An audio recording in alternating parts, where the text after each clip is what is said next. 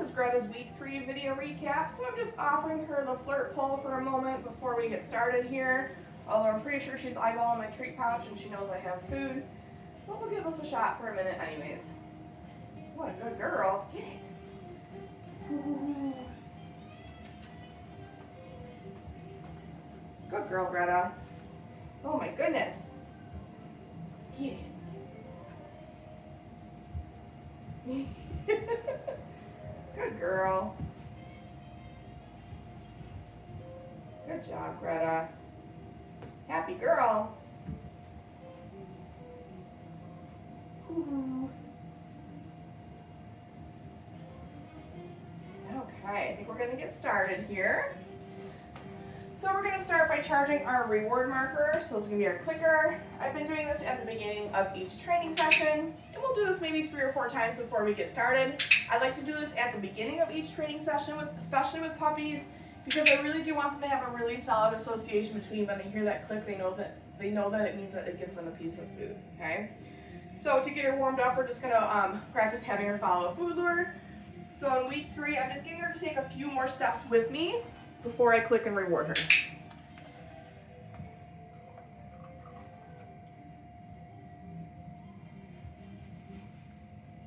Good job, Greta.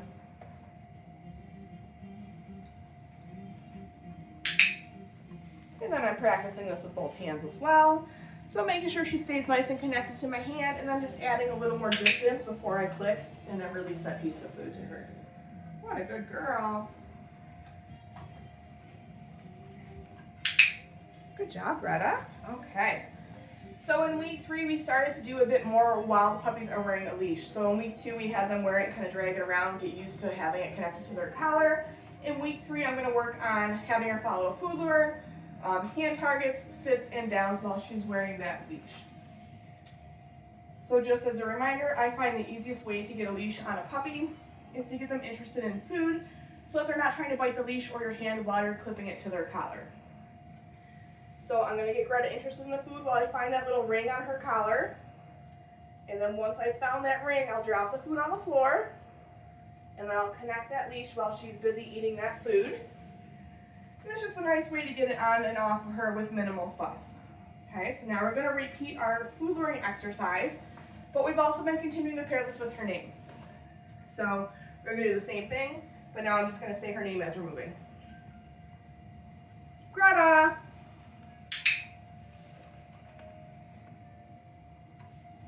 Greta! So just getting her used to moving cooperatively with us while she's wearing that leash. Greta! What a good girl. And I'm going to switch hands. So a nice little tip is if you have your puppy on leash, hold the leash and the clicker in the same hand and have your food in the other hand. Greta!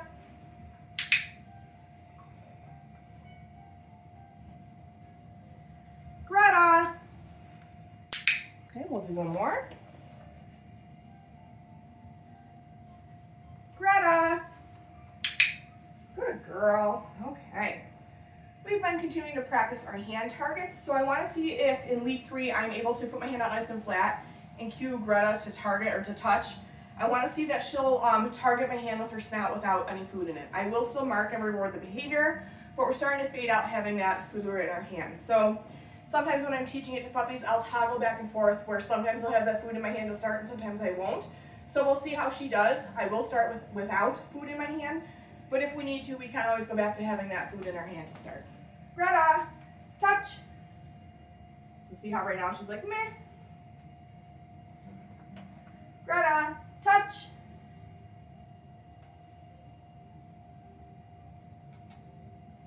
Okay, so I'm going to bring it to her, let her lick it, and then bring my hand back and see if she'll come. Lazy bones. All right, I'm going to toss a reset. So sometimes if we're going to sit or down, it's harder for them to get up out of that position to come and target your hand when they're pretty new to this. So I'm going to toss a reset and I'm going to cue her to touch while she's still standing. Go get it. Greta, touch. Good girl. So see how that was much easier for her? So something to keep in mind when you're working with your puppy is that if they're struggling to get out of a sit or a down to come and hit your hand, maybe toss a reset so that they're standing before you cue them to touch, And then you can work up to them doing it out of a stationary position. So I'm gonna try one with food with her in the sit. We'll see how she does. Greta, touch. So see how she's having difficulty getting out of that position. So I can do two things. I can either toss a reset so she gets up. I can wait her out, like I just did there, or I can bring the food to her face and then bring it back. Okay, so a couple troubleshooting options we have if she's having trouble with that one. Greta, touch.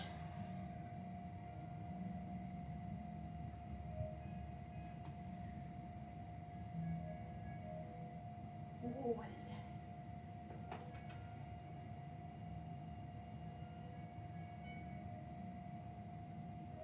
Go get it. I'll try one more with her standing here. Greta, touch. Good girl, much better. Good job. Can you get one more here? Greta, touch. You're such a stinker.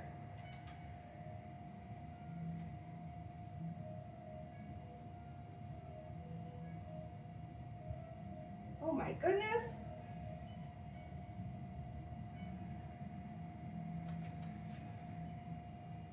Whoops. See if I can get her up. Greta, touch. There we go, good girl. Yeah, so I think for her it's just gonna be a matter of toggling back and forth between those couple troubleshooting options that I went through here. Good job, Greta. Okay, we're gonna move on. So next we're gonna work on our sit. So it's gonna be the same as last week. I wanna see that I'm able to cue her into that sit position verbally without having to use a food lure. The only difference is this week she's on leash. So since she keeps offering me a sit, I'm gonna toss a reset. Go get it. You didn't see me toss it, did you? Go get it. Greta, sit. Good girl. Okay, so giving her a couple follow-up cookies here. Okay, making sure I use that release cue to let her out of position. Greta, sit. Good girl.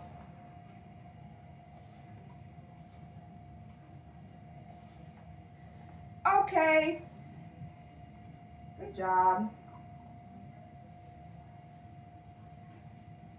Good girl. Go get it. Try one more with her. Greta, sit. What a good girl. Good puppy. Okay. Good job. All right. The next thing we worked on in week 3 is our downs. So we introduced this last week and we were using a food lure to get the dogs into position. This week I want to see if Greta will go into a down with me just verbally cueing her to go into the down. If after a couple seconds she isn't going into position, I will point to the floor. If she is still struggling with it, then I'll pull out food and help her. Greta, down. So giving her a few seconds to kind of work through it, see if she can figure it out. And I'm just going to point. And then I'll feed. Good girl. Giving her a couple of follow-up cookies for maintaining that position, just like we were doing with that sit. Okay. Good girl. Okay, we'll do that again. Greta, down.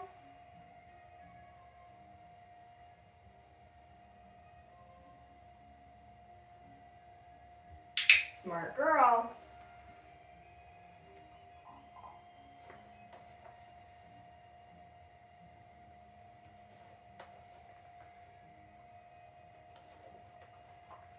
Okay, we're going to do that one again. Greta, down.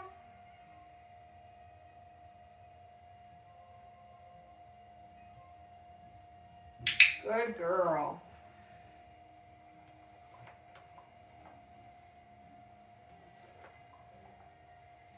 Okay, nice job, Greta. All right. At this point, I'm going to take the leash off. So same thing that I did to get it on her, I'm going to get her interested in a piece of food first while I unclip that leash from the collar. And that way, it's minimal fuss getting it on and off of her. So I do want to try to go back to hand targets real quick, but I'm going to use different food, see if that at all makes a difference. So I've been using kibble with her. But I want to try treats with her and see if that makes a difference at all. Greta, touch. Yes, good girl.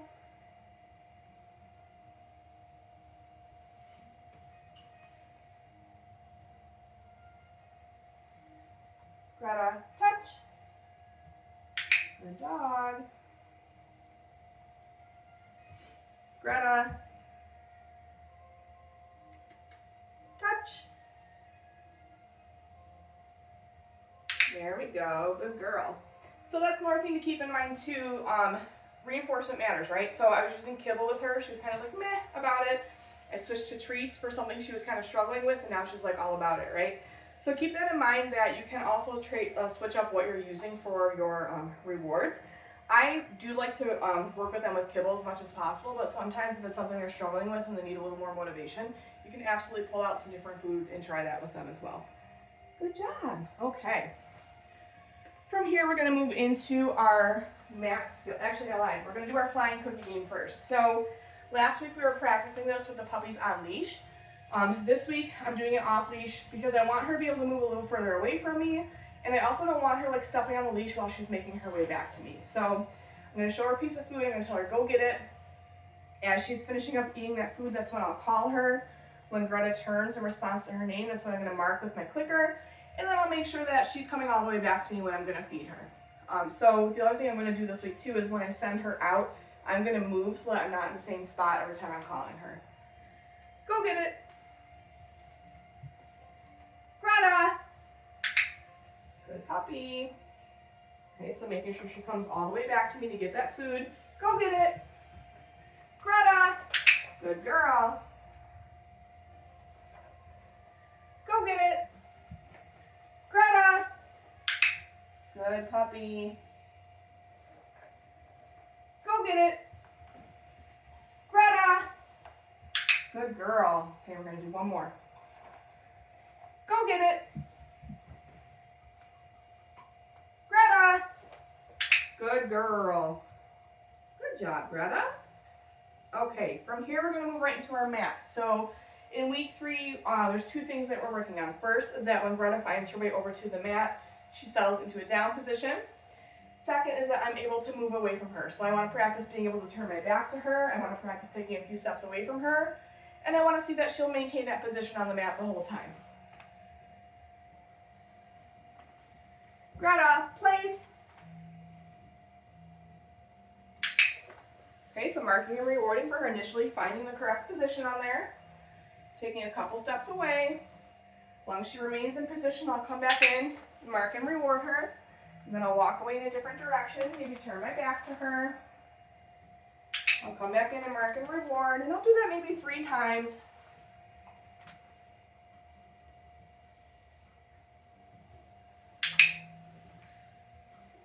And then I'm going to release her off the mat.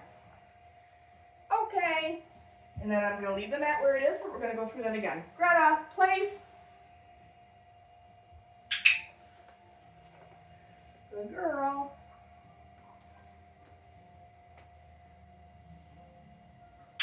What a smart puppy.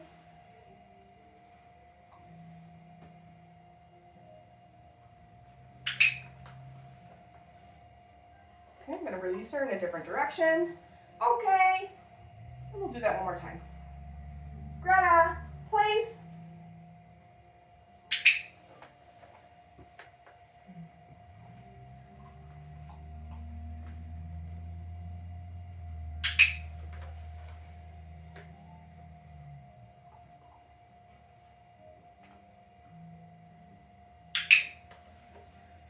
What a good girl.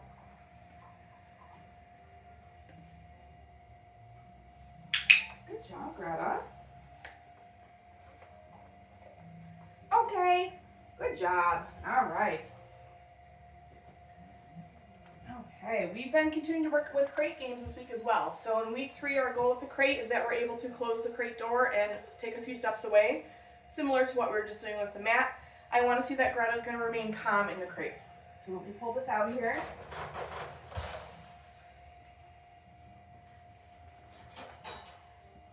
Greta, crate. So marking and rewarding once all 4 paws are in. marking, rewarding again once I shut that door, and then taking a few steps away. And I just want to see that she's going to stay calm in the crate, that she's not whining, she's not pawing at the door.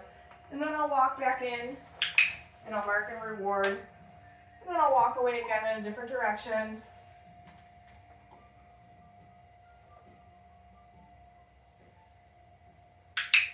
Come back in and reward her.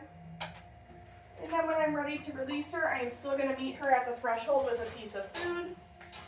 Okay, I'm going to use that release cue to let her out of the crate. Greta, crate! So as you can see, she's almost making her way back into it before I can even cue her. She really enjoys being in her crate, which is fantastic. So again, just practicing walking away. Maybe holding off for a few seconds before I head back.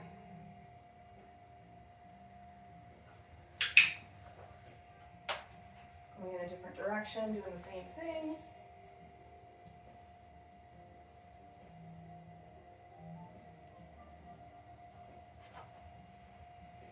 What a good girl. And then meeting her at that threshold, using that release cue. Okay. And then I am going to shut that door only because I know that she will try to go back into it if I leave it open. Okay. All right. The last thing that we covered in week 3 is introducing grooming tools that make sound. So for this, you can use a nail Dremel, you can use nail clip or hair clippers, you can use a blow dryer, anything that your dog may encounter at the groomer. Greta. So today we're going to be using a nail Dremel. Here, girl. Ooh, what's this? So today we're going to be using a nail Dremel. I just want to see that when Greta hears it, she has a neutral to positive response to it. So she can certainly be interested in the noise that it's making, but I don't want her to be like overly interested or concerned about it, okay? So the way this is going to work is, I'm going to get down on the floor here. Something we want to keep in mind is the louder the tool, the further away I want to start from the dog, okay? So my nail Dremel is actually fairly quiet, but I am going to start with it behind my back. You might not be able to hear it in the video to start anyways. So when the Dremel turns on, that's when food is going to start. I'm going to drop one piece at a time.